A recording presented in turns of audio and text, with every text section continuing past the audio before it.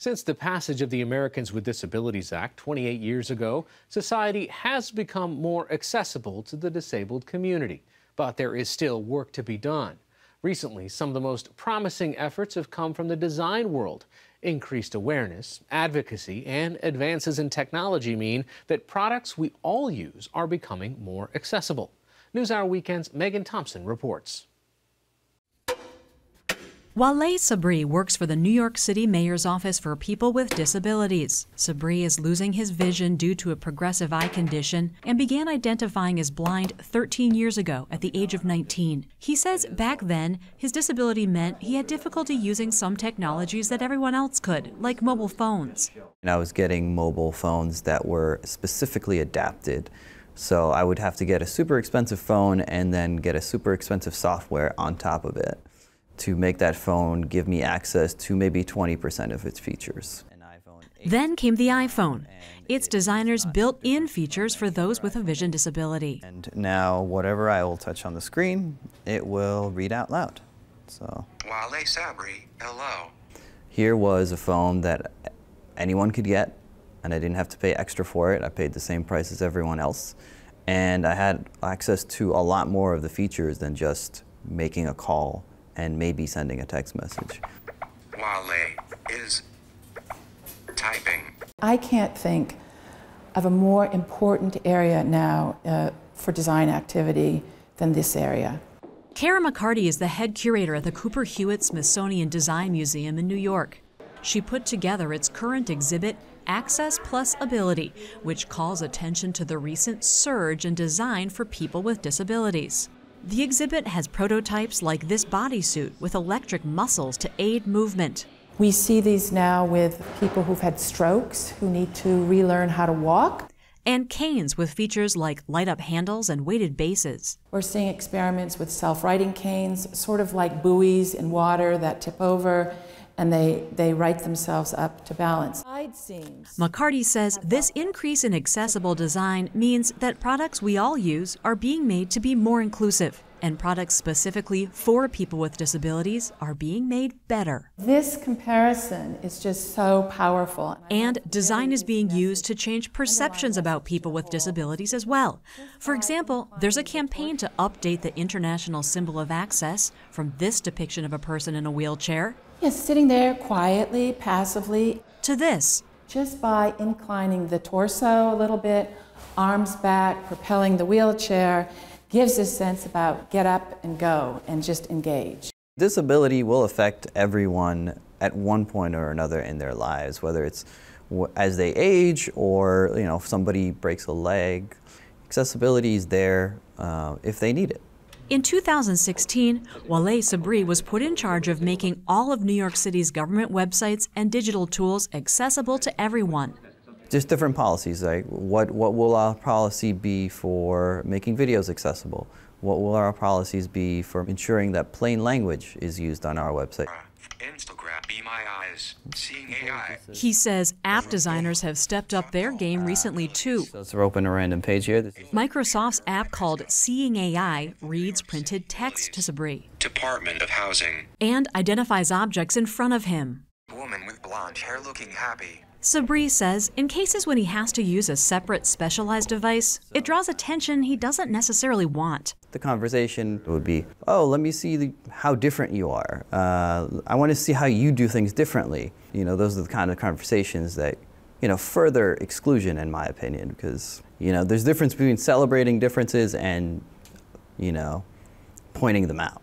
I love to talk about this voting booth. Kara McCarty says this is a good example of inclusive design, a new voting machine created for Los Angeles County for the 2020 elections. Today, if someone has a disability, often they vote separately. Often they don't have the privacy because they verbalize how they want to vote so other people can hear how they are voting. This has not only a privacy screen, it can be adjusted for someone who's standing. If you're in a wheelchair, you can roll up to it. The ballot is electronic. We can change the font size if someone has difficulties with their vision. The machine was designed by IDEO, a company known for including users in the design process. That has really created and resulted in a lot of products that are much more functional, often more aesthetically pleasing. For example, IDEO consulted people with cerebral palsy. The designers found that touchscreens worked best for them. And it turned out touchscreens worked best for most other voters too. McCarty says that's typical. Several of the products in the Cooper Hewitt exhibit were originally intended for someone with a disability, but ended up being useful for many, like this smartphone app made by Maayan Ziv, who has muscular dystrophy and found it difficult to find information about whether she could access buildings in her wheelchair. One can put an address in it anywhere in the world. Is it accessible? Are the restrooms accessible? Is a patio accessible? But just remember, if you are perhaps a parent pushing a stroller, the same needs apply to them. In products used primarily by someone with a disability, like wheelchairs, McCarty says users are getting more choices and more features. For so long, wheelchairs were viewed as just a place to sit, sort of one size fits all. Now, for example, there's this wheelchair made specifically for people in the developing world, where streets are often unpaved. So the wheelchairs are very durable. Note that it is 3 wheels as opposed to 4. This is a much more stable configuration. There are more options in fashion, too. Some very simple changes. There's a shirt that looks like one you could find in any department store, but it has magnets behind the buttons, making it easier to snap together for someone with limited dexterity. And then one of my favorites here. Again, it's not obvious these sneakers are different from any others. Nike designed them after being contacted by a 16-year-old with cerebral palsy. And he wanted to be able to put on his own pair of cool shoes by himself.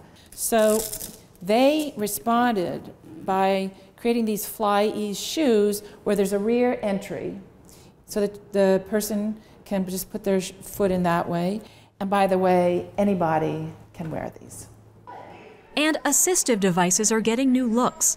These hearing aids are decorated with colorful rhinestones, making them look like earrings. And prosthetic limbs are getting a makeover too. So many people use accessories and outfits as a way to express themselves, and it shouldn't be any different for us, right? Mama Cax is a New York-based fashion model. Her right leg was amputated when she was diagnosed with bone cancer as a teenager.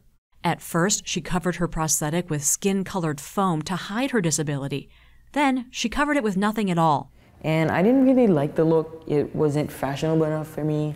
A couple of years ago, Mama Cax found these prosthetic leg covers manufactured by a company called Allels. I think before, the constant thing was meeting people who had this sort of like look of pity. And all of that still happens now, but I think when people see me, the first thing they think of is how cool of a design it is. And they want to know more about it. They want to know if I designed it myself or how many of them I have. Cax owns 18 covers in all, and she did design one herself in partnership with the company. It just gives me this, newfound confidence because I just feel like it's such a great way to express myself. And that, Kara McCarty says, is the power of innovative and inclusive design, giving people choices, independence, and pride. The Cooper Hewitt Access Plus Ability exhibit will run until September.